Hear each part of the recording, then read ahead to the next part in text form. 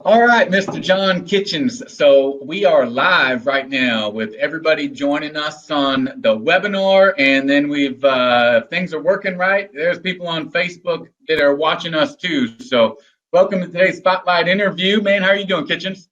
Doing fantastic. How are you doing, brother? I'm doing good. I'm doing good. So we've got Dan on, and he probably going to be jumping on live with us here any second. Anything you want to, I know you've been coaching Dan for probably the better part of a year now, one-on-one. So while we're waiting on him to log on, why don't you give us kind of a backstory and any insight that you want to leave with us before we get started? Man, I mean, I've said this before. I've had Dan on Expert Mentors with us before, and he is.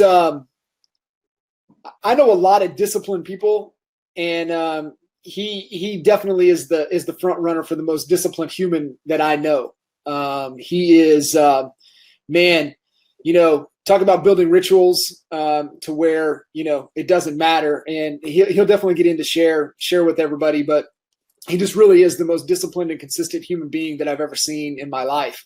Michael Reese is extremely disciplined and consistent, but not like this guy. It's like a whole nother level, right? It's inspiring. And so, just definitely the things that he's gone through. And I know a lot of folks are going to be able to relate.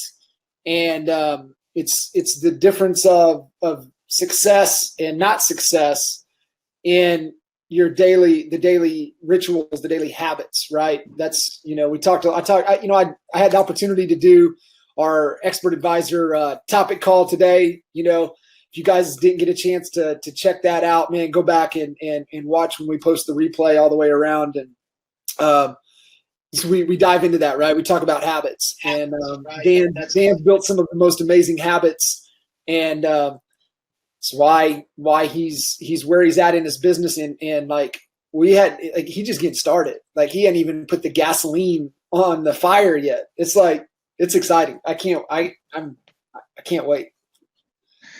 So, and if anybody follows Dan after this, like on Facebook or something, you'll see not only is he disciplined in business, but just in life in general. I think the guy, and he can tell the story better than I, but I've seen him make a physical transformation in the almost 3 years since I met him, and I can see him. I think he's like on 330 days out of 330 days at the gym, cranking it hard. The reason I know that is because his Facebook posts, he puts like 320-320. And, I assume, unless I'm wrong, he's telling me that he's done what he's supposed to do 320 days out of the 320 days or whatever it has been. And he ain't doing like some treadmill work. I mean, he's doing some crazy workouts. This morning when we were talking to him earlier, he had pulled the sled.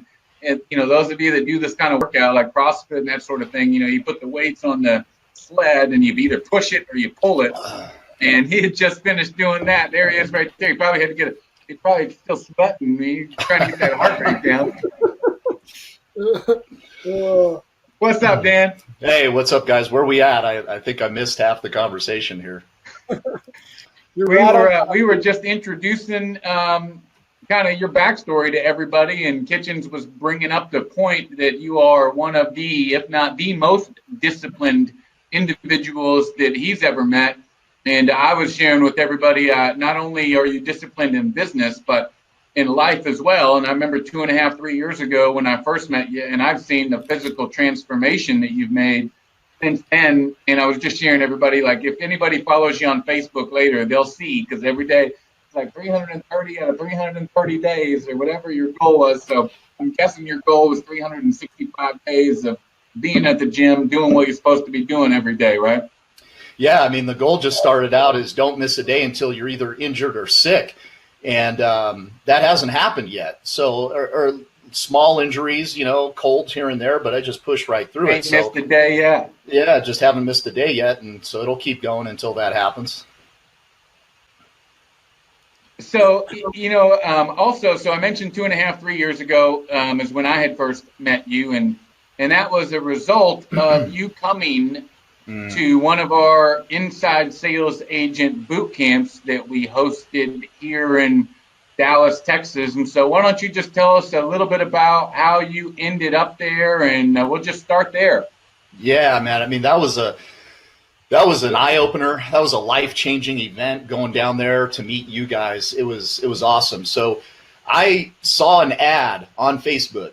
It was an advertisement, a marketing campaign by Michael Reese, or maybe both of them. Jake Kinder also could have been, but it was advertising the ISA boot camp.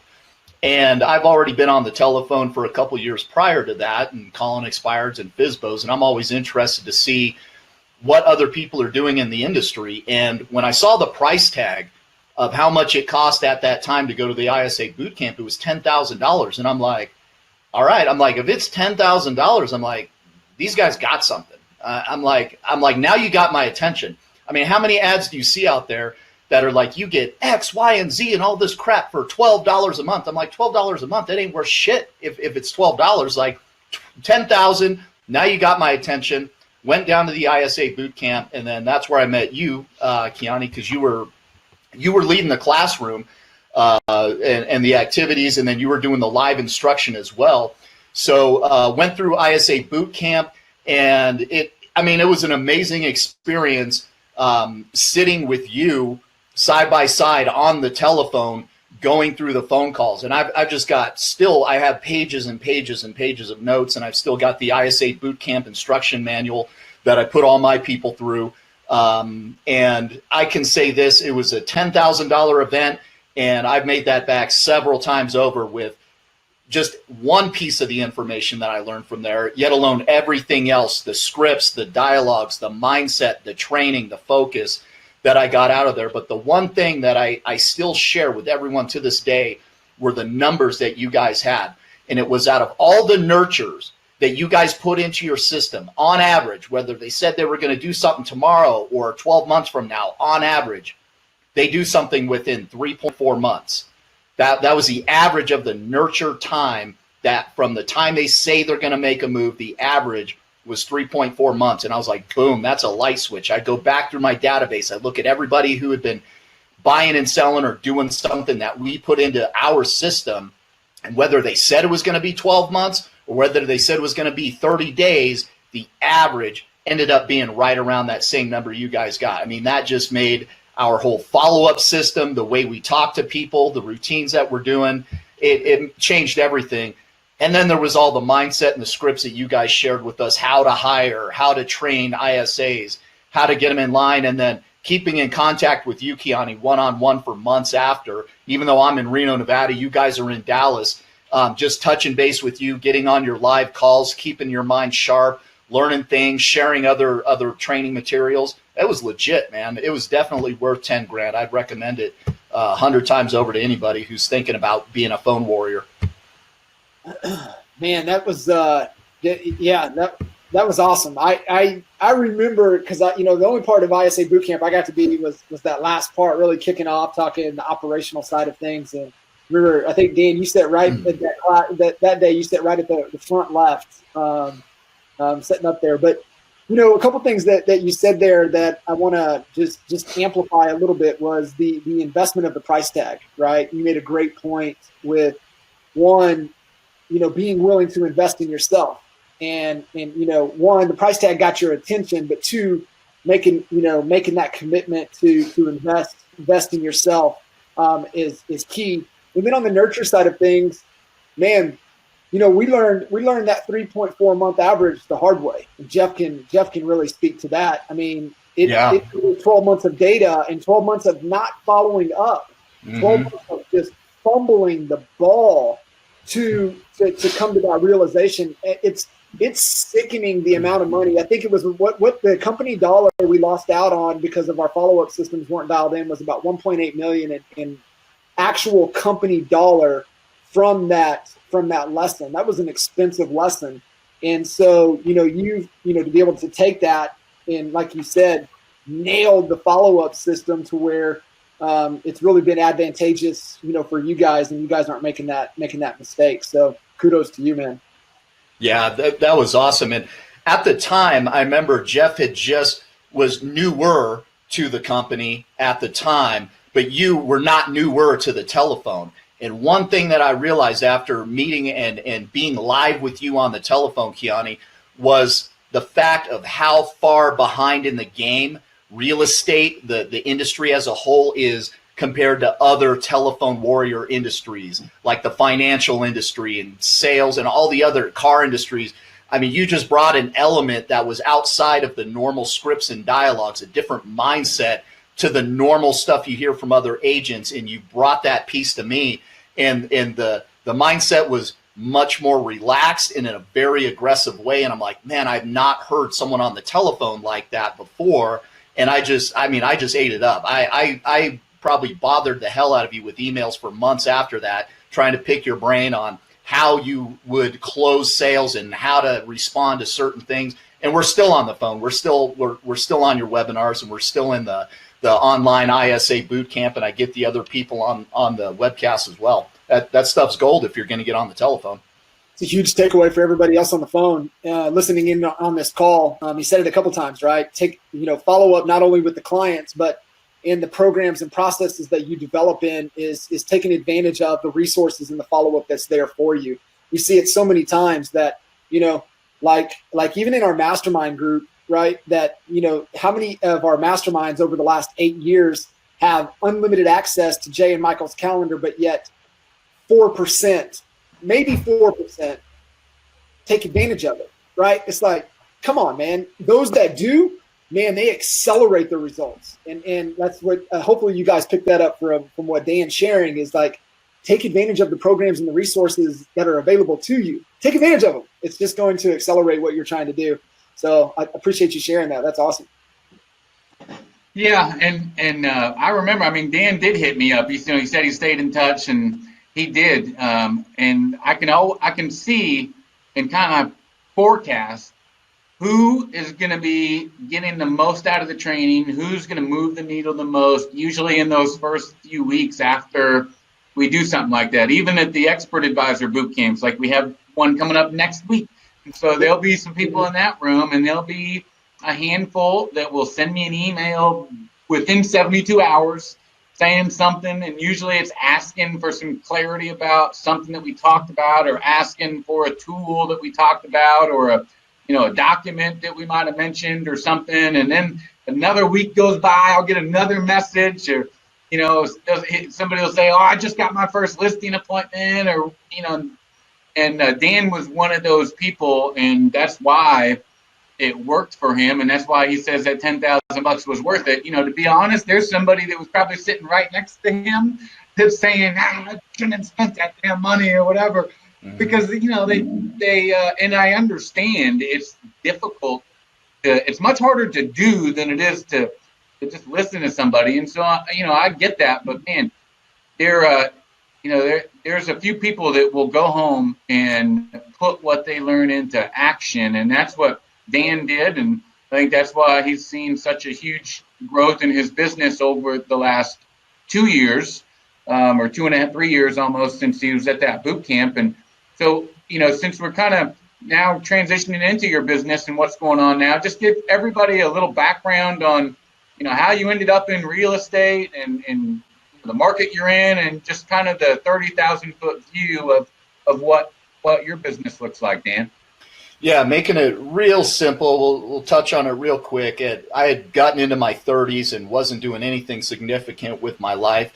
Eventually what happened is I got fired from a job that I was working at for $9 an hour on a golf course, picking up balls and cleaning out golf carts. And I thought to myself, man, I'm like, I am not living up to my potential. I'm like, this is not it. This is not what I was supposed to be doing. A couple weeks later, I got forwarded a book by Grant Cardone. It was the first sales book, any sort of training I'd ever read. I devoured it, and I'm like, holy shit. I'm like, all right, so this is the direction I want to go. I got hit up by a lender, like in a recruitment process, saying, hey, let's, I want you to come in and check this out. Shortly after that, I considered it, but I moved to Reno, Nevada. And all I knew is that I wanted to be in a sales position where I was in control of how many hours I could work. I was in control of how much income I made, and I actually didn't care which industry I got into. The easiest one to get into, believe it or not, was real estate. It was the easiest license to get. I could work on the materials while I was at my other job. So I worked 2 jobs. I was working at a buffet at one of the local casinos as a supervisor, chasing kids around, telling them to sit in their seats and cleaning up plates of seafood and dealing with complaints and all that crap. I'd get off work and I'd go knock doors until it was dark. And I did that for about a year, 6 months doing both jobs, 40 hours a week at the buffet, as much time as I had knocking doors, because I had no money. I didn't even know you could get on the telephone for real estate at that time. So I just knocked doors until I finally made enough money that I learned about the telephone system, the Mojo dialers and all that. And then I started transitioning into telephone sales, because at my size and stature, I figured out very quickly that I was much better over the telephone, having a conversation with somebody over the phone. I could talk to more people than I was showing up at your door. You know, a bald guy my size and weight, 230 pounds, 6'1", with a shaved head in a suit. You think I'm either there to talk politics or sell you a Bible. And that was just not a good look for me. So I went the telephone route, and that's when I started getting into telephone sales and listening to how to convert people and leads, which was totally different. Door knocking was way different than the telephone in certain aspects. Certain things crossed over. About a year later is when I hooked up with you guys, and I saw I got sucked into the funnel of the Jay Kinder, Michael Reese programs, and saw that ad on Facebook, went to ISA boot camp, and that was it. So what I'm curious, you walked in to the industry with, I think, some of the skill sets that are so hard to develop for people that don't already have those. Some people never develop those. And so I'm curious, from your perspective, how do you think that your previous work experience helped you in real estate?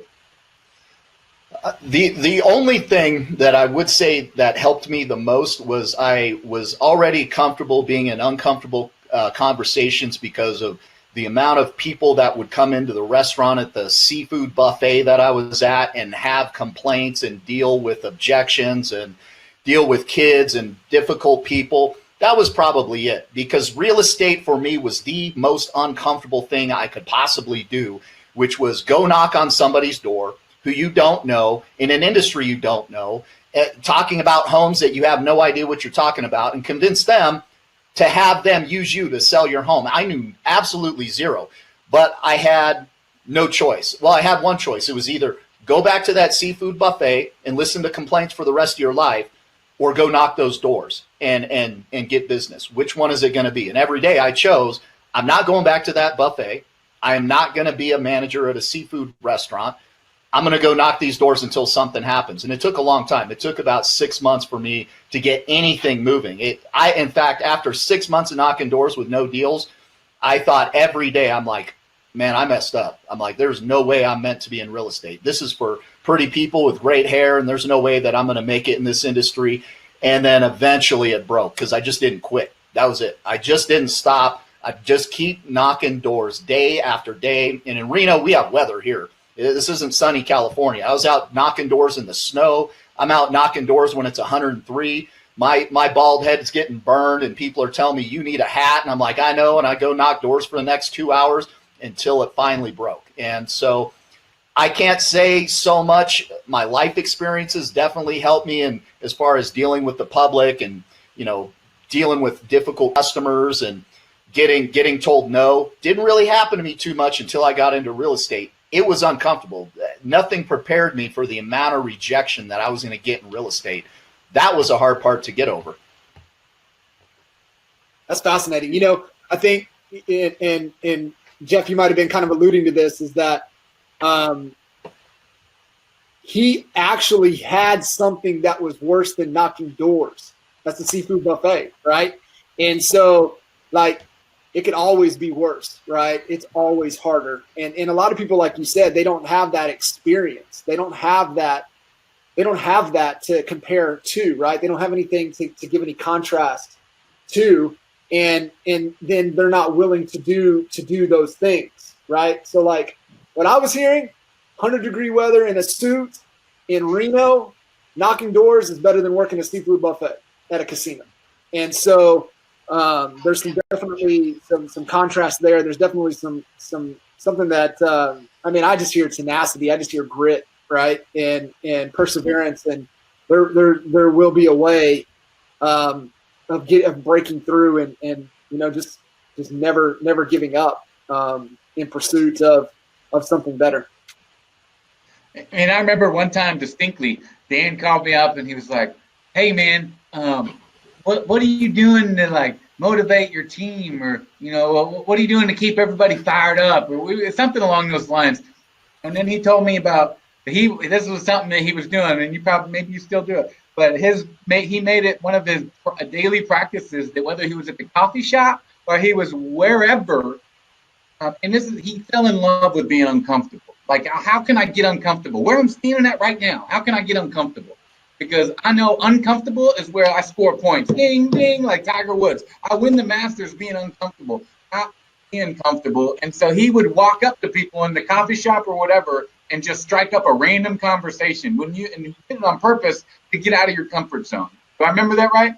Yeah, no, that's absolutely accurate. And that was a warm-up that I'd do in the mornings or, whenever I'm feeling like being antisocial, because typically I'm a pretty reserved person. I keep to myself. I like the solitude, and I put my headphones on at a bar, play video poker, and listen to an audiobook, and I got to break out of that comfort zone because, well, real estate, as in life, is a relationship-based business, and I ain't gonna build no relationships with my headphones in. So I would go out in the mornings before I'd get on the phone, and I'd make it a point to stop somewhere, gas station, 7-Eleven, wherever, and just talk to two random people. Doesn't matter who it was. Just start talking to them about nothing.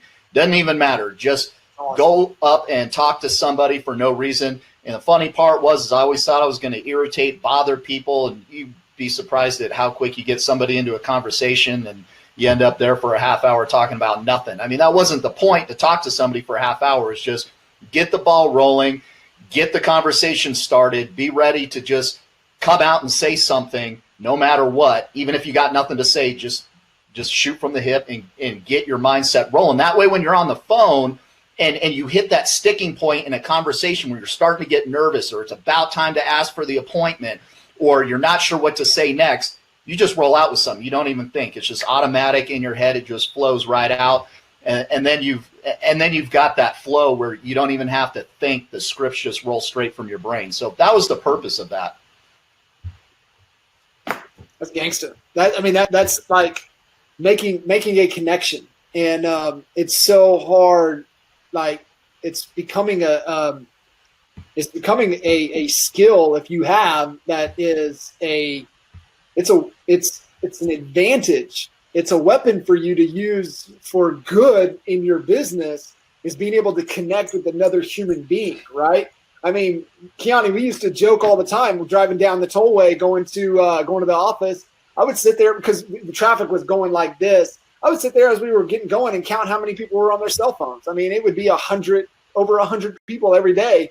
I'd be like, man. And then like you see it, like Dan going to the coffee shop, right? How many people are on there, have the headphones in, are on their phone, they won't make eye contact with another human being. And so being able to develop that skill set, man, it really is an advantage for you. I mean, if you've ever been in an elevator in a big building, you know what we're talking about, right? You get in an elevator and everybody's like, nobody says anything to anybody. It's like the most awkward experience in the world. And it's so funny because I can relate to Dan. I mean, I'm similar in that respect. And it's the stories you tell yourself. Just honestly, how many times have you ever said, "Hey, what's up? My name's Dan," and somebody bit your head off? Like, how many times has that ever really happened? Never. But yet, in my head, it might as well have happened every single time the way that we treat it. Mm-hmm. 100%. Yeah, no, that's legit. And, that carried over into other aspects of my life, too. Things that I don't necessarily want to do, start doing them. One of them was, like you guys were talking about when I jumped on the call, which was waking up early. Don't want to do that? Well, you just start doing it. So anytime I see something that I don't want to do, I'm not talking about stupid stuff that you don't want to do that sucks, like, squirting a lemon in your eye just because it hurts and it sucks. No, things you should be doing, that you are purposely avoiding, that is going to help you out in your business, your life, your finances. 100%. Do them as soon as you think you don't want to do them. The minute you don't want to do them, that's the time that you do them right there, and you build that habit. And then all of a sudden these walls start coming down. You start making advancements in your life. That's it, man. It is. That's that discipline, right? And pushing through, and it never stops. And I wrote down, it made me think of Jesse Itzler says it all the time, right? How you do anything is how you do everything. Mm-hmm. And, if you stay consistently doing things that make you uncomfortable, that are making you better, it carries over into every equity of our lives. Not just our business. So, back to the business. Give us, what are your goals for this year, Dean? I mean, we're almost halfway through the year, a third of the way through the year. So what's the goals for the Poos team this year? The major goal that we're working on this year, I think Kitchens and I, who thank you very much, John Kitchens, for getting me through this beginning part of the year already. That's a whole nother podcast on the personal life meltdown podcast. But the big goal for our team this year is to change the mindset from being the caveman grinder, get into the office every single day and just hammer out phone calls until you're dead.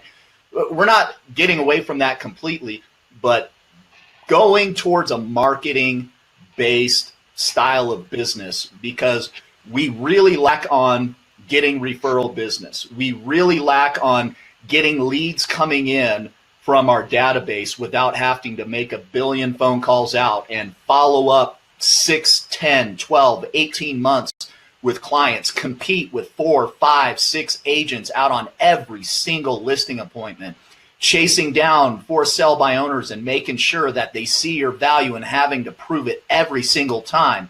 We know that business is out there where people are calling you. Leads are coming into your business. So the big focus for us this year is, well, look, we've got that part of the business down. I'm not going to say we've got it down, but we've got a good foundation on being able to pick up the phone, generate cold business, pick up the phone, get those expireds, pick up the phone, get those for sale by owners, generate business from nothing. Now we need to get that inbound. And so our goal this year, our vision for this year, is to get that inbound business. And that's what John and I are working on, which looks like looking at some of the top marketers in the industry, Jay Kinder, Michael Reese, and some of the Frank Kerns, and we're talking and having these discussions on how we can start generating that business while we sleep. And it was Jay Kinder that posted on his Instagram the other day. It was a quote by Warren Buffett, and the quote was, "If you do not learn how to make money in your sleep, you will work until you die." And I was like, ding, I knew what we were working on all year. But when I saw that quote that he posted, the first thing I thought was, if I don't learn how to get listings in my sleep and inbound business in my sleep and build relationships in my sleep, meaning emails going out and marketing and having people see our videos and our content and listen to it on their time when they want instead of on my time when I'm calling you, I'm going to be on this phone until I die. I'll never grow this business. So when I saw that quote, I instantly not only understood, but then it really just grabbed me. I'm like, okay, we're going marketing. We're still doing our telephone, our outbound, because our marketing is going to create the opportunity to have more conversations with people who are contacting us instead of us contacting them and fighting for every single listing. And that is the goal that we're working on. And John's helping me out with that as my coach. Yeah, man, it's awesome. I think Jeff too, and you can tie to this, and part of the strategy, right, is that Dan was like laying the foundation, and Jay Abraham talks about, you don't want to build your business on one pillar, right? It's the diving board mentality, and so you want to have that, what he calls the power Parthenon, right? When you look at ancient Rome and how all the buildings were built with the big pillars as the support, right? The foundation. And that's what you want to build your business on. So like Dan's he's got the for sale by owner pillar, and it's dialed in. He's got the expired pillar. It's dialed in.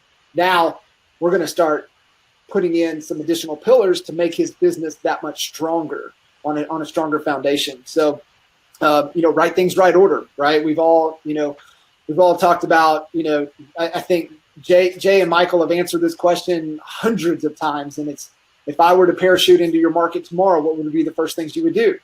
Low hanging fruit, for sell by owners expireds, open house on steroids. I would build up enough capital, hire additional team members and resources, and then I would become a marketing student, and I would learn how to inbound traffic. And Dan's following the process to the T. And that's why I said at the beginning of the call, we're waiting Dan to come on. I was like, we haven't even poured the fire on this yet. I mean, the gas on this fire yet. Like it's about to get real fun. So, but I think it takes that discipline that Dan has, and the consistency to be able to and the grit to push through the challenges that we all face in the business, to keep pushing through to get to that next level. Yeah, one of my favorite quotes is, and I don't know who said it. I think maybe I made it up, but it's, if it don't feel like work, it ain't gonna work. You know what I mean? Right. And it ain't supposed to be easy. You think picking up the phone 500 times in a day, or what? You think it's supposed to be easy? No, it's not supposed to be easy. It's meant to be difficult, to wash out the weak ones, and to make you work for it. And if there's people that'll never pick up the phone, then there's people that will pick up the phone but give up right before they're about to get results. And then there's the third person who picks up the phone, it was hard, makes the calls, doesn't want to make any more calls, but continues to make the calls. And then when he's ready to give up, says, no, I'm going to keep going a little bit more. And then you see the fruits of all of that work.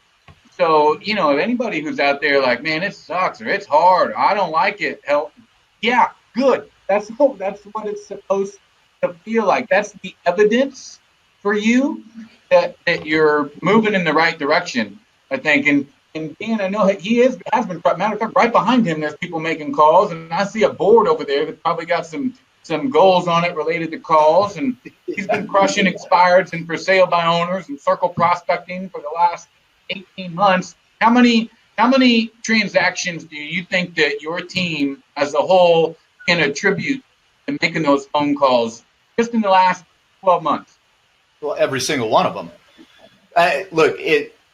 When I started in this business, we had absolutely zero. So that means I had no friends, no family. There was nothing that I had in Reno. So any business that I have now either comes directly from a new expired for sale by owner, even if it is a referral, it was from an expired or for sale by owner that has just trickled down over time. So all that means is that every single transaction that we're doing now, whether it comes in as a referral or it's a brand new unknown person listing, a fresh new client, is because of the work that was done over the telephone. Now, when it comes in as a referral and everyone's like, oh, great, we got a referral, when we trace it back, it's always from an expired. It's always from a for sale by owner. It's always from a door that I knocked 5 years ago that is just doing repeat and referral business. And the referrals of people who we haven't done business with came from an expired or another for sale by owner. So, I mean, every single one of them came from the telephone. Hey, Jeff, you made a comment earlier that it keeps ringing in my ear, right? That's why we talk about right things, right order, and the skill set that Dan's developed along with the team. When the inbound opportunities start to come in, how is that going to translate to his business with the skill set that they already have? Oh yeah, well, I mean, you got to know what to say, right? And I think what you're probably talking about is you can't be an idiot when you're talking to somebody. It doesn't matter what the ad is, what the video is, whatever cool marketing strategy I want to use. When it's face-to-face or earlobe to earlobe, as I was told 25 years ago, Jeff, what are you doing? I'm typing an email. Wow, that ain't work. The only time you're working, Jeff, is when you're earlobe to earlobe with a prospect. That's what I was told. So when you're earlobe to earlobe or you're face to face, if you don't match the messaging that attracted them in your marketing, then it's a loss anyhow. And so you can't just rely on marketing and think that you don't need to focus on your own skill sets as a communicator. You've got to match the marketing with your message as a communicator. And that's where Dan, he doesn't have to learn how to match his, he doesn't have to learn how to be a good communicator. He just has to dial in the marketing. And like he mentioned earlier, that's going to allow him to have more conversations. The number one key metric in how much business you will do, whether it don't matter if it's automated, or I know everybody wants to automate everything today, but it's still a conversation, right? I mean, a text message back and forth, it's kind of a conversation. It's going to lead to a better conversation on the phone or face to face, but it is a conversation. So the one key metric is how many conversations can you have a day related to business? And then how good are you at converting those conversations? But Dan and his team are already crushing it when it comes to converting the conversations. So now, how can I create more conversations? Because we're crushing it when we talk to people. And that's where the marketing is going to tee him and his team up a listening audience where they can just, they can communicate and their message will be heard. They don't have to, twist everybody's arm and beat them over the head. Hey, listen to me. His marketing will capture the audience, and then he just has to deliver. And so, I know he's going to do good when it comes to that. And by the way, I keep talking about your team. I know one in particular. I know two. I know Corey, because Corey and Tucker have both been consistently plugging into the role play calls and looking for new ways to improve. But how many people do you have on your team now, Dan? So we have a total of 5 on the team. We have one other agent. Her name is Corinne. And I don't believe you have been introduced to her yet. No, I don't think so. And so, one of the things I know that's a struggle, especially when you're telling everybody that you need to come in here and make these calls and do it right next to me. One thing I love, Dan's still making the calls. He could find a reason not to, I'm sure, but he's still making the calls every day, and he's got his team around him. And so how do you keep your team motivated? How do you keep them focused on the goal? Yeah, look, everybody's here to win. And so if you're not here to win, then you're probably not in the right environment. You won't want to be around me. That's for sure. And so the number of dials tell the story for everybody. And these guys who've been in here, they've been in here with me for over a year now. They can clearly see the number of dials that they make absolutely on a linear path translates to how much business they're going to do. It's not a guessing game. It's a mathematical equation. The more dials that they make, the more business that they get. It's clear as day. And so I don't have to sit here and motivate them. All we have to do, John, is come to an agreement, have a conversation, not an expectation of what I want them to do. Come to an agreement of what they are looking to achieve within their business. And they all have different goals. Tucker's goals are different than Corey's goals that are different than Corinne's goals. Tucker wants to work with sellers. Corey will work with both, and Corinne likes buyers. Okay. That they all have their goals of what they're looking to do. And we come to an agreement of what they're looking to achieve. And then we set out a path based on the numbers of what they need to do in order to get there. And here's what it looks like, because we know exactly how many dials they got to make in order to achieve their goals. If they get off path, we circle back to the agreement. What was the agreement that we had that you were going to achieve this year? Where are we? We need to know exactly where we are. We need to know exactly where you're going to go. And we need to know exactly where we've been. If we can point those 3 things out, we can find out what we need to do to get you back on path. Have your goals changed? Have you decided that you no longer want to achieve 30 transactions? Now you want to achieve 40. Do you not want to achieve 50 transactions? Now you only want to do 35. Well, then we need to adjust course. So the way to keep them motivated, in my mind, is to come to a solid agreement. And it's not me telling them what to achieve. It's what they want to achieve. We come to agreement about what they're going to achieve for the year, and then we constantly map where they are, well, where they start, where they're going, and where they are. Those 3 points, we go back and forth, and that just seems to keep them motivated. And of course, we have daily meetings every day, 12 o'clock. We're going to meet. We're going to talk about, hey, what are your goals? What are your numbers? Where are we at? What are we going to do better tomorrow? Those are the things that we talk about. That's man, that's a critical takeaway. Hopefully for all of you guys listening in, is that nothing gets by Dan, or nothing gets by the entire team for more than 24 hours, right? We talked about daily huddles, the importance of the daily huddle, the importance of really getting everybody back into an alignment so they understand what we're executing on. And man, it doesn't take very long, right? But it is absolutely critical just to refocus everybody, especially as you get busy. I've seen it too many times to where people get busy and they think they don't have to communicate. And when shit gets hectic and we get busy, we got to communicate more, and it's not less. And so putting that structure in place to where you're connecting every day. And that's a great point, man. The noon daily huddle, the daily stand up, the daily hook up, the daily meeting, whatever you want to call it. Share why you do it at noon. I think this is a great takeaway for all of you guys listening. Well, I started doing it at noon because that's what you guys were doing. I saw that you guys would have your noon meeting, and I started thinking about it, and I'm like, all right, most people will meet first thing in the morning.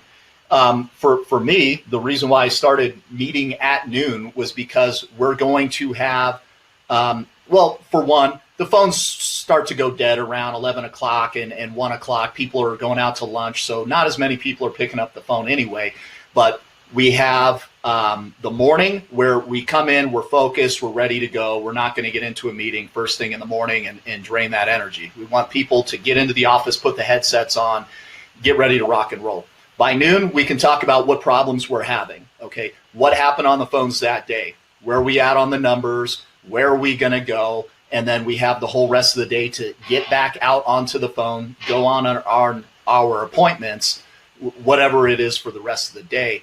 It made more sense for us to do it at noon so that everyone was already warmed up, ready to talk about what had happened, instead of just getting into the office and just kill the energy with a long, drawn out, boring meeting. That was it. That's why we did it. Not quite sure why you guys were doing it at noon. What do you say, Kiani? Yeah, the same reason. I've been a part of, so both things. I've been a part of way too many meetings that started at 8 o'clock and didn't end until 9:30 or 10. And then then by the time you get out, you go to the restroom and you get whatever. And I mean, half the day's gone and your energy is for sure gone. Anybody who sat in that meeting, you're looking across the table, I'm looking at Dan going, when is this going to end, And it, man, if I got the right people, I just want to come in and get on the phone, get fired up. So that's one. And then the second thing was, I did not want to sacrifice that prime window of opportunity, 7:45 to 10 o'clock. I mean, if I miss the opportunity in that, 2 hours and 15 minutes to make calls, that's like almost the whole day's productivity. Half of the day's results will happen in those 2 hours and 15 minutes. And if I'm spending that time in a meeting, not that the meetings don't, the meetings give me a chance to reflect on what happened, but I can't let meetings keep from something happening. And so we would do the 12 o'clocks too, because we realized that people are out to lunch. Our contact rate, because we were measuring it, we knew that our contact rate was lower during that time frame. And so if we're going to get off the phone and spend some time huddled up, that was a better time to do it. Yeah, and I want to beat you to the expired. So that's why we're not meeting at 8 o'clock to 9 o'clock. Really, yeah, that's it. I want to be the first person on the phone for that morning, making those dials, getting that energy fired up instead of, having a meeting and then getting a cup of coffee and a bagel and sitting down. Maybe you're making calls ready to go by 9 o'clock when all the expires have already relisted. That's it. And there's no better way to get fired up and to get started than you make that first phone call. That's the hardest call to make. Once you make that first phone call, it's like, untying from the dock. If you got a boat and you're on the lake or something, man, you're good. Now I'm sailing. But you'll find anything in the world to not make that first phone call. And so anybody who out there who knows what I'm talking about, and you're looking for an email to send, or you're looking at Facebook, or you're trying to find something else to do besides just pick up the phone, just pick up the phone. It's the best thing that you could do. 10 minutes later, you'll be like, oh, I'm glad I picked up the phone. I'm in the zone now. And then everything that happens the remainder of that day, even if it's an appointment you got to go on later, let me make 200 phone calls and then go on a face-to-face appointment. Watch out, you know? Mm-hmm. Yep. Mm-hmm. So definitely. You definitely start to tap into, you take away that, like you said, that window, but that's also from a team perspective, that's when everybody's willpower is the highest. And, the longer that you go, the things that you do to zap people's energy in the morning, you got to have them sit through meetings, and it just starts to wear on their willpower. And then you want them to go make calls, and when willpower is not there, it's not going to do it. So I love that. I love that gap. Especially for the sales team, just anybody anyways. I mean, that's your magical time to be the most productive. If you're not a phone warrior, you're not the one, your responsibility is to be on the phones in the morning. That's still your window where your willpower is the highest to execute, do deep work on your marketing projects, work on the things that you need to do that's moving your business forward. And it's just a magical time. So you got to protect it. And that's why I mean, kudos, man, making that move. One, being disciplined and doing the daily huddles no matter what. Two, getting it into a time that makes the most sense for everybody involved. Yeah, and so speaking of that, I know that we keep talking about discipline. I want to give everybody an idea of what that looks like. It's not just, hey, man, I'm gonna be disciplined. I mean, there's actually work that goes involved into making sure that you've got the glue that holds it all together. And I know Kitchens, you can talk a lot about how important time management is and how white space on your calendar is the devil. Is the devil. And I know you have your calendar really dialed in, Dan. So, I think, can you show us what your calendar looks like? Yeah, let me pull up my calendar, and it is the same thing Monday through Friday. Let me know when you guys see it. Go ahead, give me a shout. Let's see here.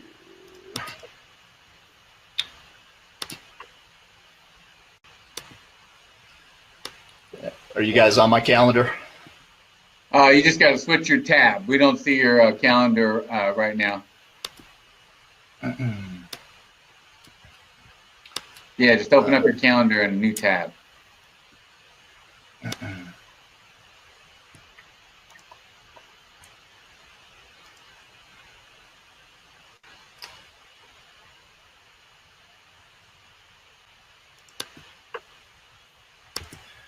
Let's see.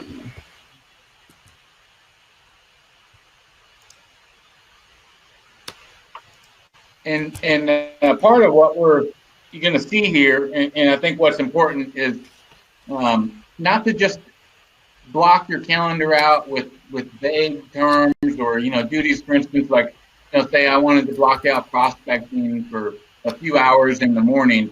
I would go far beyond just taking my calendar and putting prospecting from 8 to 10.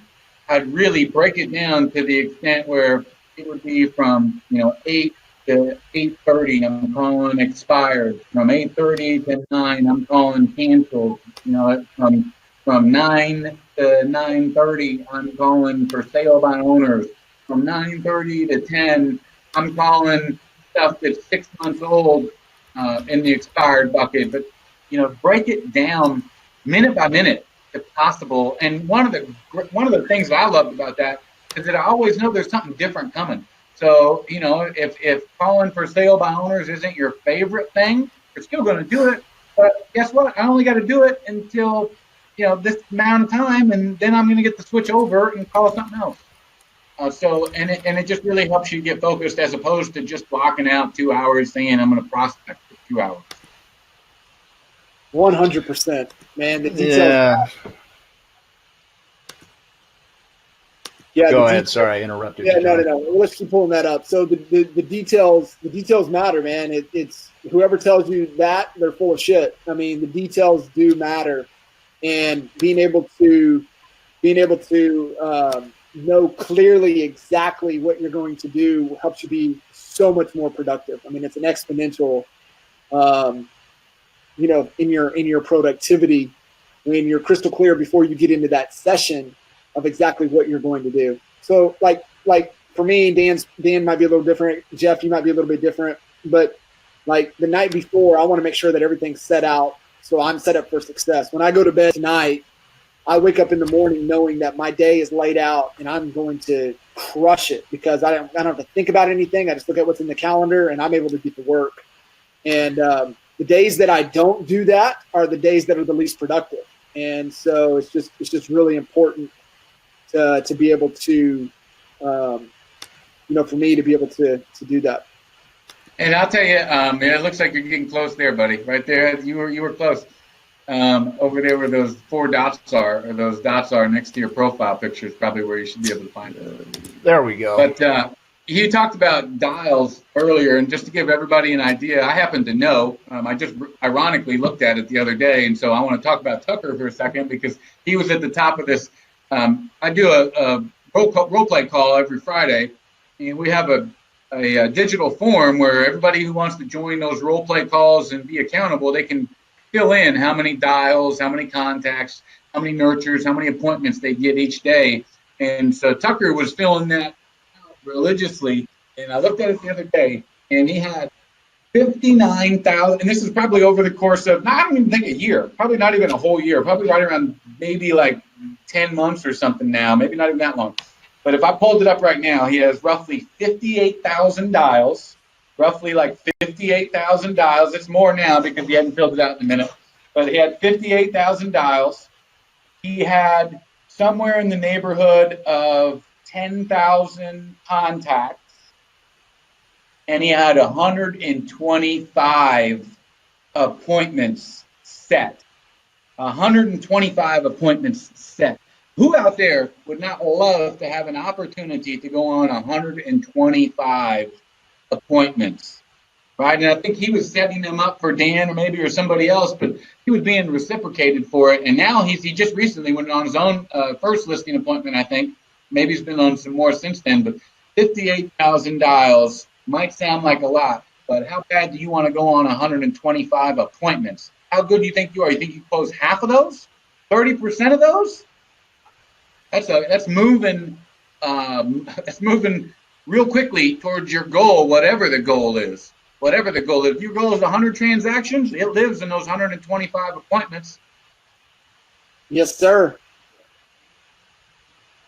Yeah, right. so I can see what you're talking. So I can see your calendar now. So 7:45. By the way, I said 7:45 too because everybody else is going to do what? Everybody else is waiting for what? 8 o'clock, 9 o'clock. I don't want to call it. Don't you think it's too early to be calling them at 8 o'clock? No, it's never too early.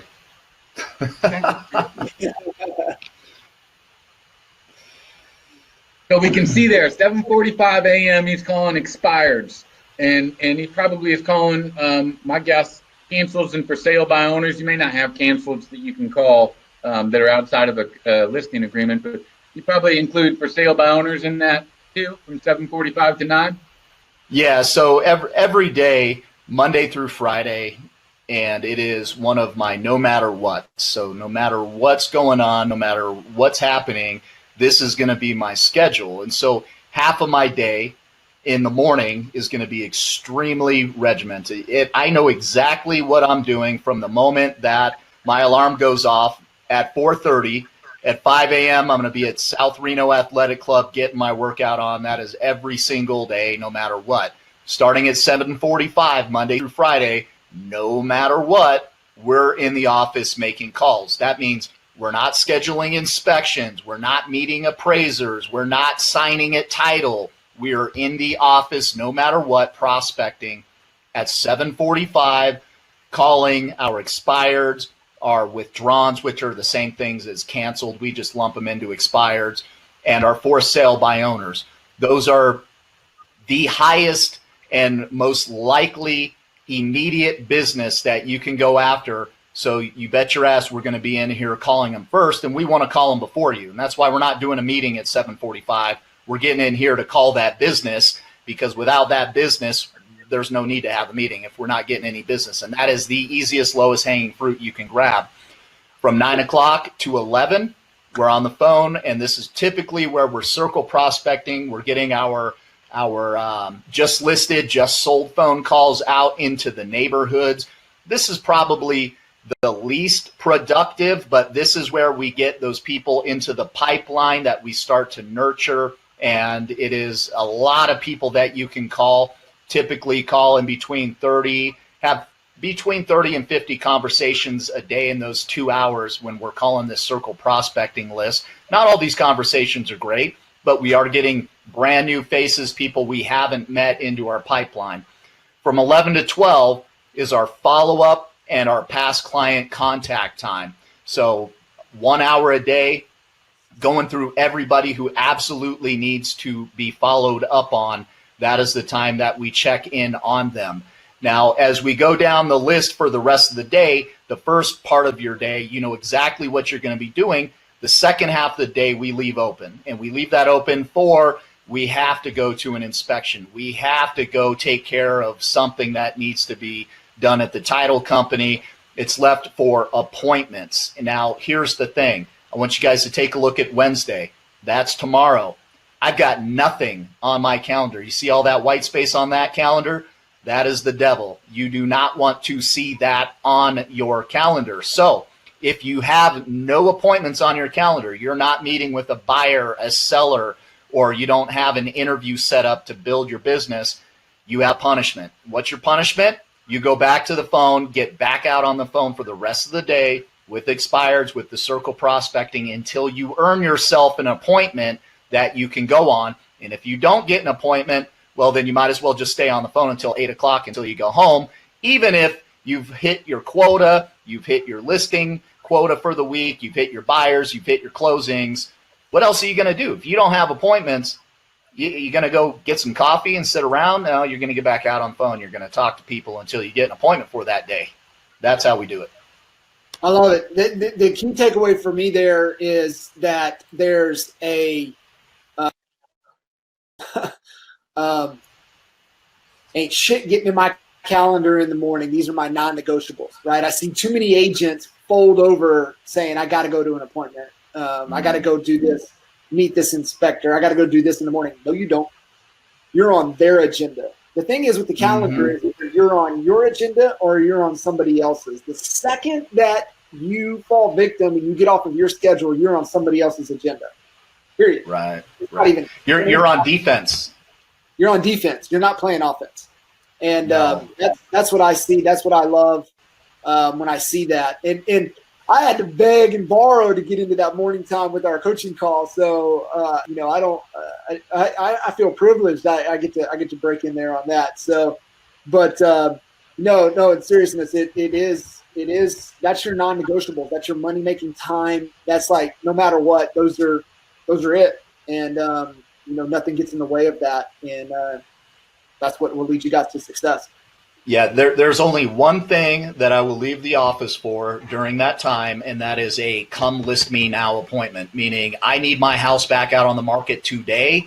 And if I know it is one of those expireds where there's going to be 20 other agents calling them that morning, there will be somebody that'll run out there and list it before I do. I'm leaving the office with my listing paperwork. I'm going to go grab that listing. That is the only thing that we have permission for to leave the office immediately, is a come list me right now appointment. And then you do have permission, but guess what? You get to come back to the office and make some more calls. That's it. And with that, I know you got an appointment to get to, and so we want to be able to keep you on track, and absolutely 100% appreciate you making the time to jump in and let us shine a little spotlight on yourself and your business, and really appreciate the value that you've added back in to us, and definitely giving us the opportunity to add that value back to you.